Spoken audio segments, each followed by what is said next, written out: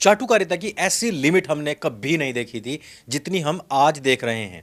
कभी के समय में इंदिरा गांधी के बारे में कहा जाता था कि Indira is India, India is Indira, और आज यही चीजें नरेंद्र मोदी जी के बारे में कही जा रही है कि नरेंद्र मोदी सभी सवालों से ऊपर हैं। आज भारतीय जनता पार्टी नरेंद्र मोदी और उनके नेताओं, उनके मंत्रियों की बेइज्जती इस हद तक हो रही है। अगर आप ट्विटर पर रहते हो और इनके किसी भी ट्वीट को देखेंगे तो उसके नीचे कम्युनिटी नोट आ जाता है, और वो कम्युनिटी नोट ना इनकी भर भर करके बेइज्जती कर रहा है।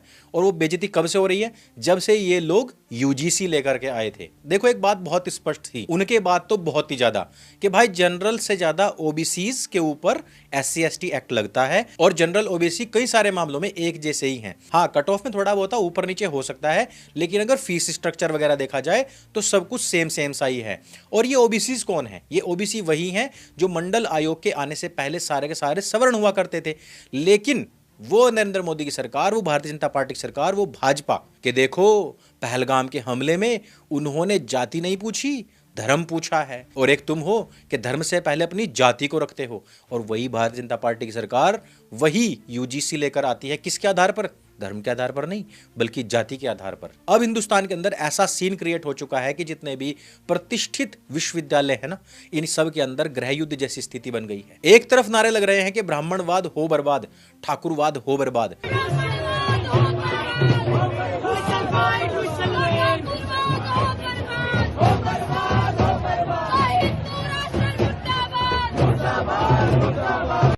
दूसरी तरफ एक महिला पत्रकार पर सरेआम हमला हो जाता है और उसे नंगा करके घुमाने की धमकियां दी जाती हैं। ऐसे ऐसे उनका एक बंदा था जो ऐसे ऐसे कर रहा है, ऐसे ऐसे 13 सेकंड पे ऐसे ऐसे कर रहा है कि इसे ले चलो। कान में मेरे बोला जाता है, लड़कियां बोलती हैं, टेक्स्ट मिलते हैं मेरे को कि तू चल, तेरा परेड निकालेंगे आज, क्योंकि तू ब्राह्मण है, आज पकड़ी गई। लेकिन इस पूरी आग की जड़ क्या है?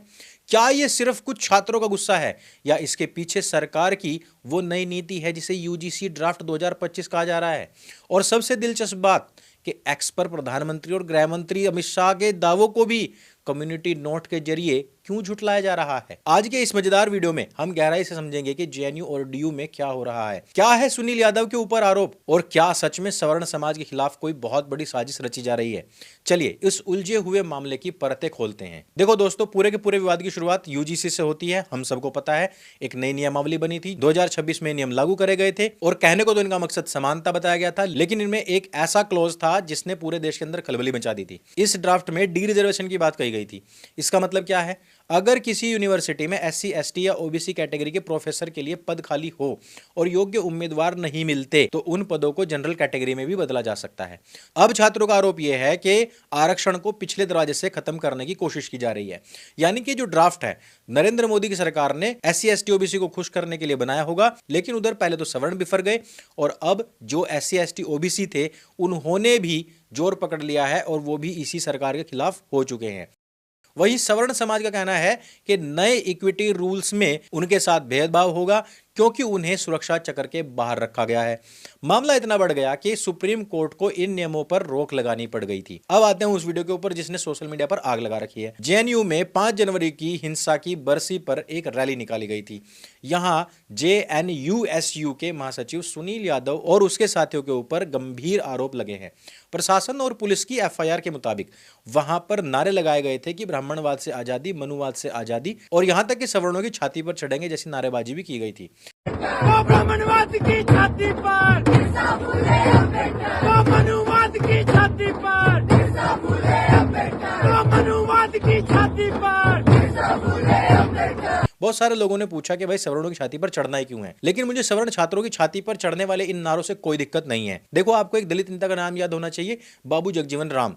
बाबू जगजीवन राम ने कहा था कि हम दलित लोग तब तक बाहर नहीं निकल सकते इस गुर्बत से, इस फटीचर हाल से, जब तक हम अपनी नस्ल बदल नहीं करेंगे। अब मुझे एक बात बताओ कि जब तक ये नारे लगाते लगाते सवर्णों की छाती पर नहीं चढ़ जाएंगी तो ये नस्ल बदल कैसे करेंगी? और अगर नस्ल बदल नहीं करेंगी तो बाबू जगजीवन राम की कही गई उक्ति किस प्रकार से 100% का पालन कर पाएंगी? और किस प्रकार से इन्होंने जनरेशन बदली है, नस्ल बदल करी है, वो आप चंद्रशेखर रावण जैसे लोगों को देख करके आभास कर भी सकते हैं, पता लगा भी सकते हैं कि ये कहीं ना कहीं किसी न किसी सवर्ण की ही गलती है।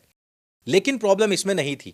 प्रॉब्लम यहां पर आ जाती है जब इन्हीं सवर्णों को यूरेशिया भगाने की बात होने लग जाती है, और यहां तक कि उनका खून बहाने की बात होने लग जाती है, उनको जान से मारने तक की बात होने लग जाती है। तो अब सवाल यह है कि क्या वाकई में भारत में सवर्ण होना अपराध बन गया है, और आखिर यूजीसी का ऐसा क्या फैसला आया जिसने पूरे देश को दो हिस्सों में बांट दिया है। लेकिन दोस्तों साथ ही साथ हमें यह बात समझनी पड़ेगी कि अब प्रधानमंत्री को क्यों भगवान का दर्जा दिया जा रहा है।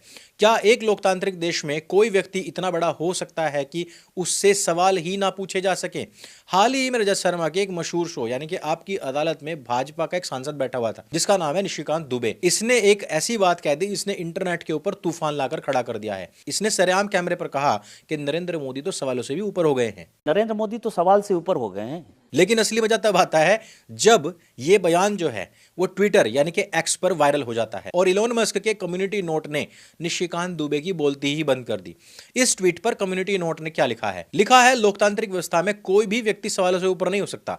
निशिकांत दुबे सिर्फ चाटुकारिता कर रहे हैं। निशिकांत दुबे जैसे नेताओं को समझना होगा कि जनता अब जागरूक है। अगर आप चाटुकारिता करेंगे तो डिजिटल दुनिया में आपको उसी की भाषा में जवाब मिलेगा। और जैसा कि वायरल नोट ने कहा, अगर चाटुकारिता का कोई नोबेल प्राइज होता तो शायद दावेदार बहुत पहले से लाइन में खड़े होते। यही नहीं, प्रधानमंत्री नरेंद्र मोदी हो या अमित शाह हो, इनके आरक्षण से जुड़े हुए दावों का भी फैक्ट चेक हुआ है। प्रधानमंत्री ने दावा किया था कि कांग्रेस आरक्षण छीनकर घुसपैठियों को देना चाहती है। इसी पर कम्युनिटी नोट आया कि भारतीय संविधान धर्म के आधार पर आरक्षण की अनुमति ही नहीं देता है। इसका मतलब क्या है? इसका मतलब यह है कि जहां एक तरफ सड़कों पर नारों की जंग चल रही है, वहीं डिजिटल स्पेस में सरकार के अपने नैरेटिव को जनता के द्वारा ही चुनौती मिल रही है। और ये कौन सी जनता है? ये वही जनता है जो नरेंद्र मोदी को 3 बार सत्ता में लेकर के आई है। ये वही जनता है जो अपने घर बार नौकरी पढ़ाई छोड़ करके नरेंद्र मोदी के लिए कभी कैंपेन किया करते थे। ये वही जनता है जो कहा करती थी कि हमें जातियों में बांटने वाली सरकार नहीं चाहिए, हमें हिंदू हिंदू भाई भाई कहने वाली सरकार चाहिए। पहलगाम के हमले के बाद में हमें यह बात लगी भी थी कि नरेंद्र मोदी की जो गवर्नमेंट है वो अब जाति आधारित राजनीति कभी नहीं करेगी। लेकिन जिस प्रकार के फैसले अब लिए गए हैं, जिस प्रकार से बार बार कहा जा रहा है कि देश के संसाधनों पर सबसे पहला अधिकार गरीब का है, दलित का है, पिछड़े हुए वर्ग का है। अरे भाई, दलित में पिछड़े वर्ग में बहुत सारे अमीर लोग भी आते हैं। केवल गरीब कह दीजिए या अंतिम लाइन में खड़े हुए व्यक्ति का है, दैट्स इट, बात खत्म हो जाती है।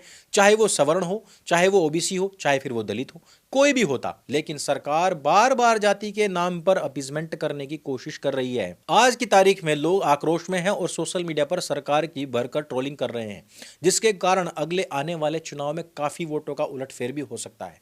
अभी भी सरकार को अपनी ये डुगडुगी बजानी छोड़ देनी चाहिए, अपनी त्रुटियों में सुधार कर लेना चाहिए, वरना यही यूजीसी इनके गले की फांस भी बन सकता है। और बहुत सारे लोगों का यह भी मानना है कि आने वाले समय में, क्योंकि यूपी के अंदर चुनाव है और यहां पर ऑलरेडी इसी तरीके की राइवलरी चल रही है और मोदी अमित शाह जानबूझ करके योगी को हरवाना चाहते हैं 2027 में, हो सकता है उसके कारण भी ये जाति जाति का प्रपंच कुछ ज्यादा ही चलाया जा रहा हो।